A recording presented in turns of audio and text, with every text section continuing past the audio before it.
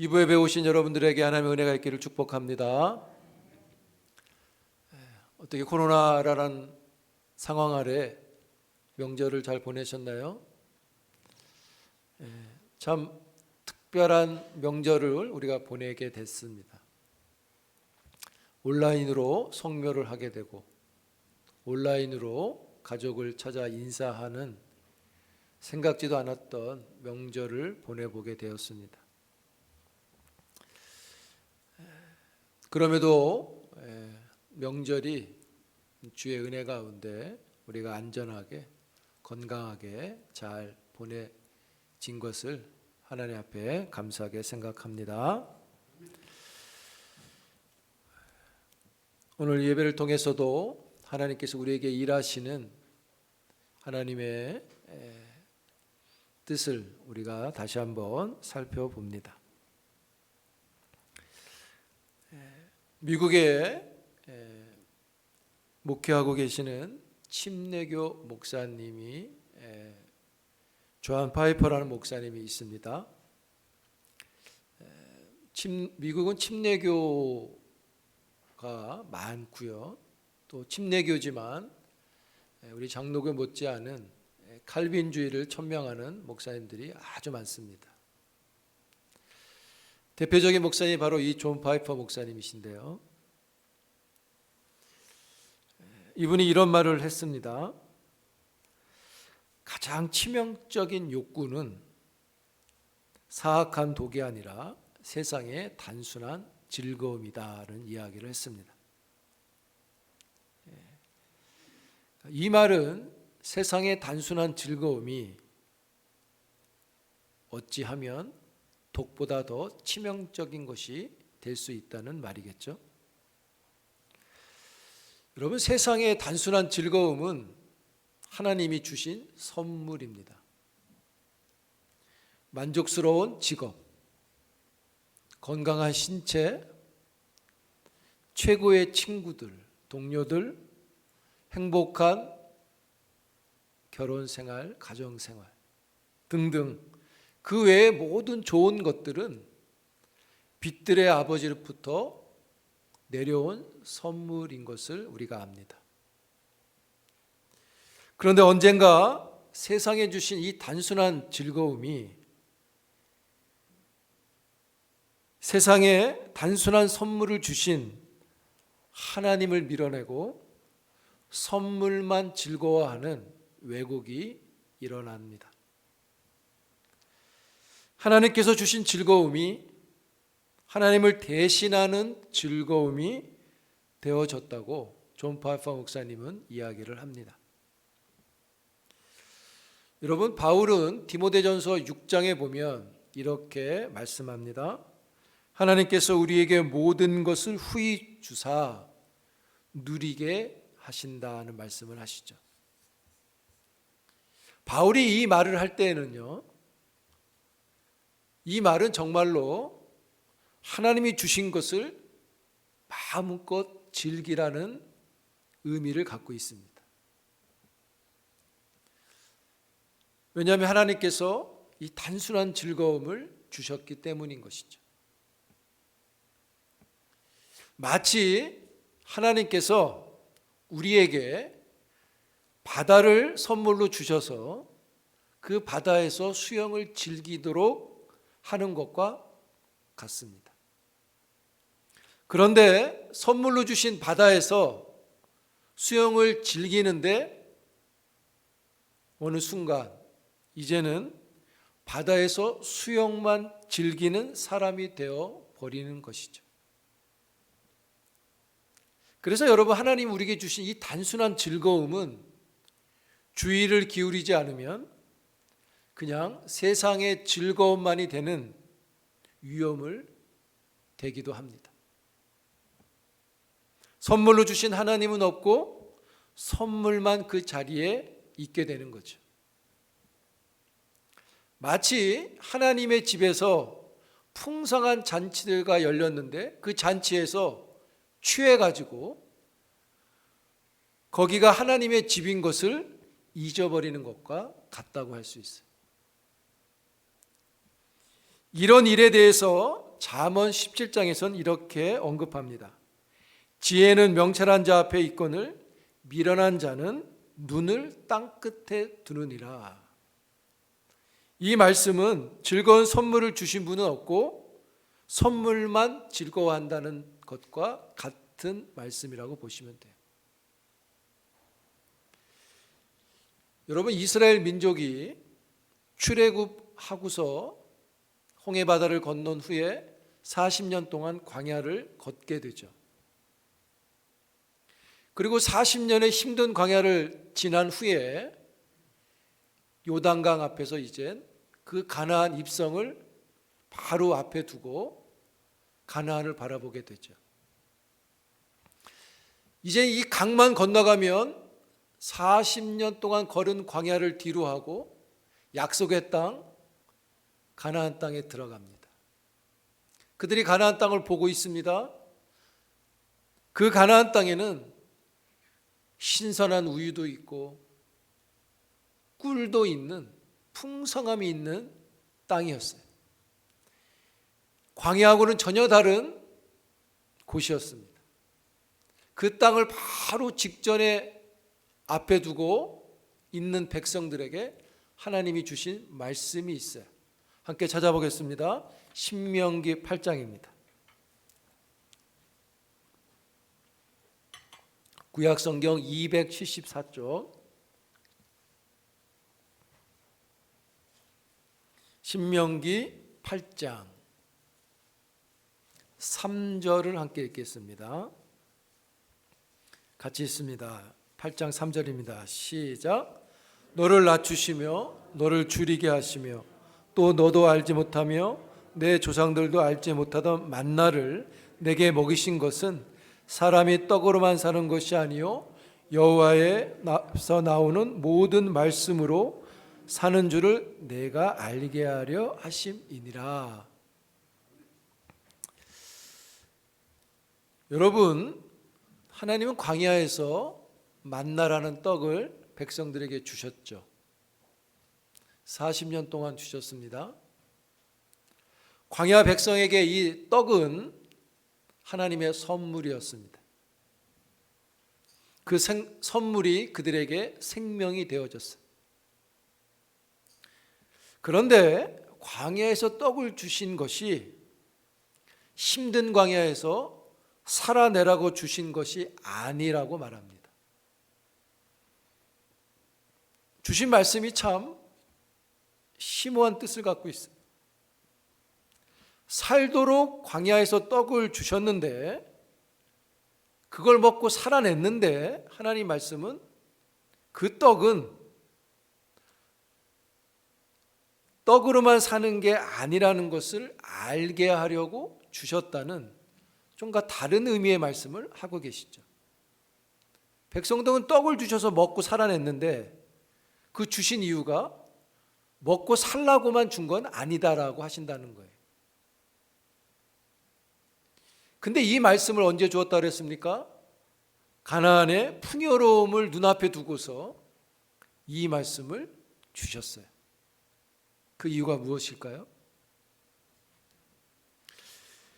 그 하나님이 이 말씀을 하시는 이유를 떡을 주신 방법에서 찾아볼 수 있습니다. 여러분, 하나님께서 광야의 떡을 주실 때 매일매일 떡을 주셨어요. 즉 매일매일 떡을 받아가게 하셨습니다.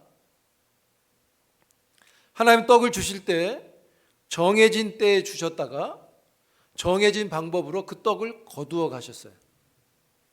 그 때를 놓치면 떡을 받지 못했습니다.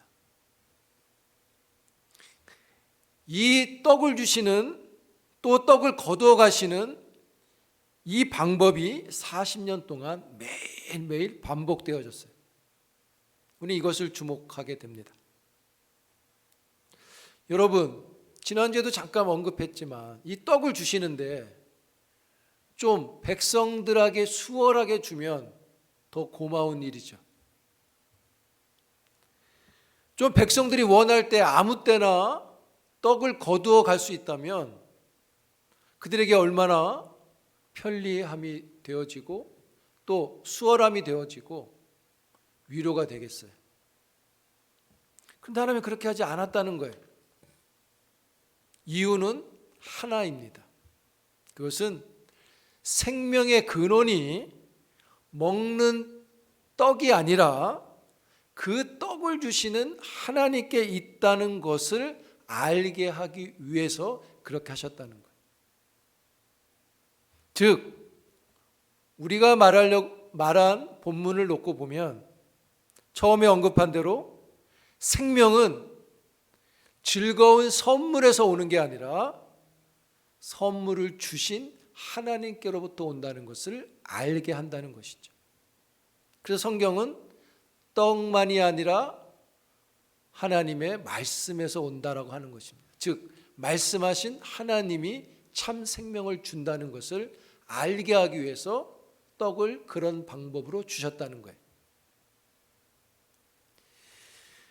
여러분, 왜 이 말씀을 가나안 입성을 바로 앞에 둔 그 가나안에 들어가면 전혀 다른 세상을 맞이하는 이스라엘 백성들에게 이 말씀을 주실까요? 말씀드렸듯이 저 땅에 들어가면 그들이 원하는 게 항상 거기 있어요. 만나처럼 매일매일 거뒀다가 주셨다가 거둬가는 떡을 받는 게 아니라 그 땅에 들어가면 떡이 그 땅에 계속 있단 말입니다. 그래서 하나님이 말씀하시는 거예요. 그 땅에 들어갈 백성들에게 너네가 풍성한 그 땅에 들어가서 그것을 누리게 될 텐데 그 풍성한 것들로 너희들이 사는 게 아니라 그 땅에서 하나님으로 살아야 된다는 걸 말씀하시는 거죠. 즉 떡으로만 살려고 하지 말고 선물로만 살려고 하지 말고 선물을 주신 하나님으로 살라는 거죠. 즉 선물로 주신 즐거움이 우상이 되지 않도록 하라는 것입니다. 여러분 광야에서는 정해진 시간에 나가야만 떡이 있는데 가나안 땅에는 들판에 곡식이 있단 말입니다. 오늘 못하면 내일 가도 거둘 수가 있는 거예요. 그래서 그들의 눈에 그것이 더 크게 살아가는 방법으로 다가올 수 있죠. 그래서 하나님은 가나안에 입성을 앞둔 백성들에게 가나안에 주신 만나의 의미를 매일매일 그렇게 주신 의미를 설명하시는 거예요. 여러분, 만약에 광야에서 떡이 규칙 없이 하나님이 정하신 방법 없이 항상 떡이 있다면 이 떡은 하나님이 주시는 떡이 아니라 백성들이 원하는 백성의 떡이 될 겁니다. 백성이 원할 때마다 얻을 수 있기 때문에 이 떡은 백성의 떡인 거예요. 즉 자기들의 떡이 되는 거죠. 자기들이 원할 때 아무 때나 얻는 떡이 되는 거죠.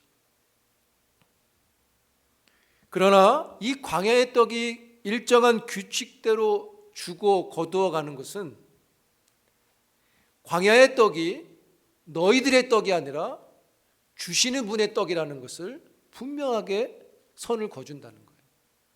그래서 하나님이 정한 규칙을 따르지 않으면 그 떡을 먹을 수가 없는 것이죠. 여러분 지난주에 얘기했죠. 아무리 많이 가져가서 먹어도 그게 다 남아서 못 먹게 되죠. 그렇다고 남길 수 있는 양식이 아니에요. 내가 여기까지 차도 남은 양식은 없어져 버리죠. 썩어서 없어져 버려요. 더 가져가든 뭐하든 간에 이 떡은 하나님의 규칙 안에 있다는 거예요. 그래서 그 규칙을 따를 때만 떡을 유효하게 받을 수 있는 거죠. 그래서 이 떡은 하나님의 떡이지 백성이 원할 때 아무 때나 가져갈 수 있는 백성의 떡이 아닌 거죠. 그래서 사는 것이 하나님께 있음을 매일매일 경험케 하신다는 거죠. 여러분, 바로 하나님께서 이런 방법으로 떡을 주신 것은 이 떡을 너희들이 원하는 아무 때나 떡이 아니라 내가 원하는 대로 주시는데, 그 주시는 방법 중에 하나가 매일매일이라는 거예요. 매일 아침마다 일어나 떡을 거둬야 됩니다. 바로 이 매일매일 주시는 떡이 바로 이스라엘 백성들에게 새로운 하나님을 경험시킨다는 거예요. 그게 무엇이냐면, 이스라엘 백성은 애굽에서 탈출할 때 열재앙이라는 보지도 못한 어마어마한 하나님의 기적을 보았습니다. 그리고 출애굽 이후에 홍해라고 하는 것을 건너는 아주 특별한 기적을 또 경험하죠. 근데 이 특별한 하나님의 기적이 이제는 이스라엘 백성들에게 매일매일 기적이 되게 하신다고 하는 거예요. 이제는 특별한 하나님이 아니라 너희들에게 매일매일 함께하는 하나님이라는 것을 이 떡을 통해서 말씀하신다는 거죠. 할렐루야. 다른 이유 찾아볼 수가 없어요. 그리고 그 매일매일 함께 하시는 방법이 정해진 규칙 안에 있다는 거예요. 그래서 이 규칙이, 떡을 거두는 방법이 매일매일 반복되어서 이스라엘 백성들도 그 하나님을 매일매일 경험하게 하시는 거죠. 즉, 특별한 하나님이 아니라 이제 너희들 속에, 너희의 일상 속에 늘 함께하는 하나님을 보여주시고, 그것을 하나님은 이 떡을 통해서 의도하고 계신 것을 말씀합니다. 여러분, 광야라고 하는 아주 불확실한 상황 가운데, 뭘 장담할 수 없는 상황 가운데 하나님은 규칙적으로 매일매일 그들 속에 있음을 보여주신다. 그래서 이 불확실한 내일을 걱정하지 않도록 하나님은 매일매일 너희와 함께함을 증거하시는 거예요.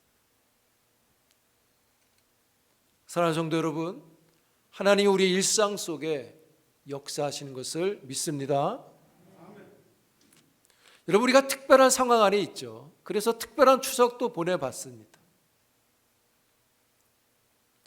우리의 상황이 이런 환경 아래서 우리도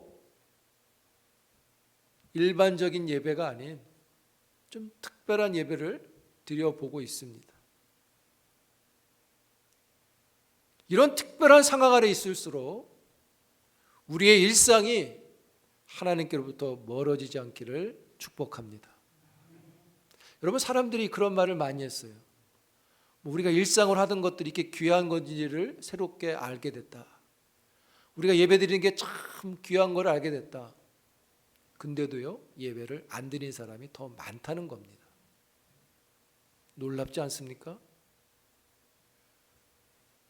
여러분, 가정에서 수요 예배 드리고 있습니까? 금요 기도회 하고 있습니까? 어떤 모양이든 하고 계신가요? 우리의 일상이 놓쳐지는 것들이 생겨나죠. 그래서 우리는 우리의 일상에서 일하신 하나님을 더 바라볼 수 있어야 한다는 것. 여러분, 광야에서 매일매일 떡을 주시는 하나님의 뜻, 특별히 이 말씀 신명기 8장 3장을 주신 이 시기가 언제인지를 아셨잖아요. 그래서 이 말씀을 주신 이유는 분명하게 알게 돼요. 그 땅에 들어가면 너희들이 원하는 떡을 얻게 되는 거예요. 아무 때나. 그런데 그 살아가는 방법이 선물로서의 즐거움만 되면 하나님은 그들 속에 없게 되는 거죠. 그래서 하나님은 누누이 입성을 앞둔 백성들에게 이 사실을 크게 강조합니다. 한 번 하지 않습니다. 3번 강조합니다.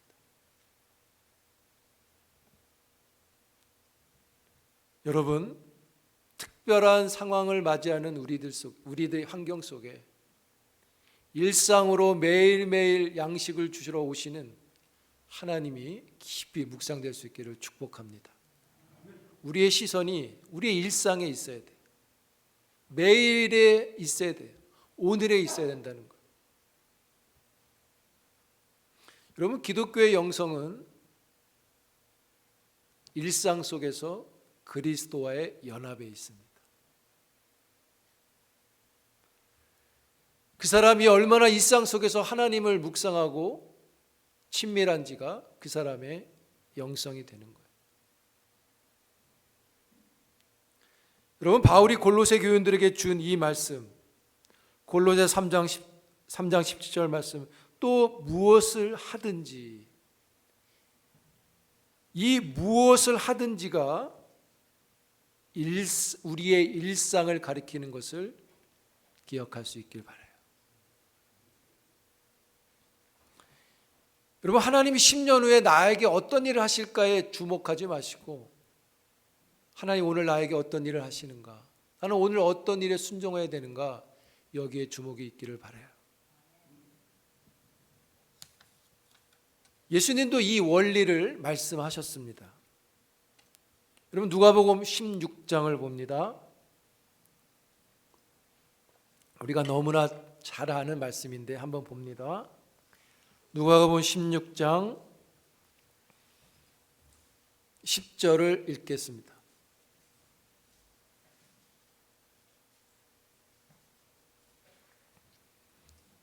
같이 읽습니다. 16장 10절입니다. 시작. 지극히 작은 것에 충성된 자는 큰 것에도 충성되고 지극히 작은 것에 불의한 자는 큰 것에도 불의하느니라. 그럼 여기서 핵심은 작은 것들의 순종이죠. 즉 일상 속에서의 순종을 가리킵니다. 큰 걸 충성하기 위해서 작은 걸 하는 게 아니라 작은 걸 하다 보면 된다는 거죠. 우리의 일상 속에 하나님을 친밀하게 하면, 우리의 일상 속에서 하나님의 일하심을 우리가 경험하면 큰 일을 경험하게 되는 것이죠. 이 말씀은 예외 없이 우리 모두에게 적용되는 말씀이에요. 여러분, 이 말씀을 이렇게 묵상하기 바랍니다.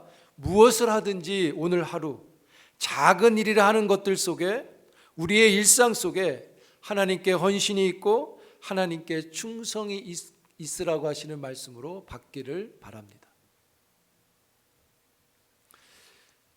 골로새서에서 말씀한 바울은 에베소서라고 하는 성경을 통해서 이 사실을 더 잘 가르쳐줘요.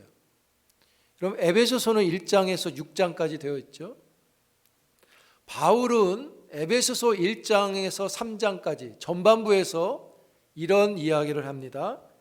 1장에서는 찬송하리로다, 하나님이 예수 안에서 우리를 택하시고 이런 말씀을 하시죠. 우리를 용서하시고 영생을 보증하셨다는 이야기를 1장에서 합니다. 그리고 에베소서 2장에 가면 우리의 영혼이 그로 말미암아 살아났고 그리스도와 함께 하늘에 앉는다는 이야기를 해요. 그리고 3장에 와서는 하나님이 영원한 사랑으로 우리를 사랑하신다는 것을 선포합니다. 이 땅에 나타난 복음의 능력을 순서대로 잘 설명해 줘요. 에베소 3장까지 이렇게 특별하게 나타난 구원의 복음을 소개한 바울은 4장에서 6장까지 후반부에서 앞에서 선포한 이 복음을 성도의 일상의 소소한 생활 속으로 이 복음을 집어넣는 것을 보여줘요. 나타난 특별한 하나님의 구원의 복음이 어떻게 나타나느냐, 어떻게 우리에게 열매가 되느냐, 4장에부터 이야기하는데 다음과 같습니다. 4장 15절에 보면 서로에게 진실하라 이렇게 말해요. 26절에 보면 빨리 화해해라, 화목해라. 4장 28절에 보면 정직하게 일하라. 29절에 선하게 말하라. 32절에 친절하고 너그러운 마음을 가져라. 5장에서 6장에 보면 아내에게 그렇게 하고 남편에게 그렇게 하고 자녀에게 그렇게 하고 부모에게 그렇게 하고 종에게 그렇게 하고 상전에게 그렇게 하라. 여러분, 바울은 복음의 능력을, 이 세상에 나타난 복음을 1장, 2장, 3장에서 소개하고 그 복음의 능력이 우리의 일상 안에 있다고 말하는 거예요. 서로 부드러운 말을 할 때, 서로 정직하게 일할 때, 친절할 때, 너그러운 마음을 가질 때, 서로에게 화목할 때, 진실할 때 복음의 능력이라고 말해요. 그것이 부모에게, 자녀에게, 남편에게, 아내에게, 심지어 동료와 이웃에게 있다고 말해요. 여러분, 가장 많이 보내는 시간이 여기 아닌가요? 우리가 일하는 곳, 우리가 만나는 아내와 남편, 자녀, 우리의 이웃, 동료들에게 어떤 말을 하고 어떻게 그들에게 화목하는지, 우리가 보내는 일상 속에 복음이 있어야 한다고 말하죠. 여러분, 어떤 사람이, 어떤 선교 후보자가 아니면 목회 후보자가 하나님 기회를 주시면 저 미전도 지역에 가서 복음을 전하고 교회를 개척하겠습니다라고 막 기도합니다. 열정적으로. 그렇게 뜨겁게 기도하면서도 현재 자신에게 주어진 소그룹을 소홀히 돌볼 수 있다는 것입니다. 어떤 비영리 단체를 만들어서 하나님 나라의 영광을 위해 일하고 사회에 그리스도의 빛으로 공헌하겠다고 하는 어떤 사람이, 어떤 청년이 있다면 그 청년이 지금 그에게 맡겨진 아르바이트 계산대에서 대충 할 수 있습니다. 여러분, 우리의 일상을 놓치면, 우리의 일상 속에서 매일매일 일하시고 영광받길 원하시는 하나님의 뜻이 열매를 맺지 못하는 것이죠. 우리의 일상 속에, 아니 만나를 주시는 건 매일매일 주시기를 원하시는 것, 우리가 받아들여야 되는 거죠. 하나님, 오늘의 만나 필요 없고 내일의 만나를 10배 주세요. 아무 의미가 없잖아요. 그 9개는 다 썩어서 버려진다는 거예요. 여러분, 하나님은 내일의 특별함을 위해서 오늘을 뛰어넘지 않으신다는 것을 기억할 수 있길 바랍니다. 하나님은 오늘 선물을 주시길 원하시는 거예요. 우리에게 단순한 즐거움을 오늘 주신단 말이죠. 여러분, 골로새 3장 17절 말씀, 무엇을 하든지 말해라, 일해나, 말해나, 일해나, 이게 우리의 일상 아닌가요? 무엇을 하든지 말해나, 일해나, 다 주 예수의 이름으로 하고 무엇을 하든지 말해나, 일해나 그 하나님을 힘입어서 감사하라. 너의 일상을 하나님께 드려라, 이겁니다. 무엇을 하든지는 분명히 우리의 일상인 거죠. 하나님은 우리의 일상 속에 오셔서 매일매일 우리와 함께 하기를 원하시는 거죠. 그러므로 우리는 매일매일 하나님을 의지하는 일이 필요합니다. 여러분, 광야라고 하는 아주 특별한 상황 안에서 하나님은 매일매일이라고 하는 일상을 주셨어요. 특별한 나를 만나지 말고 이제 매일 만나는 일을 하자고 하나님은 매일매일 떡을 주시는 일을 반복하신 거죠.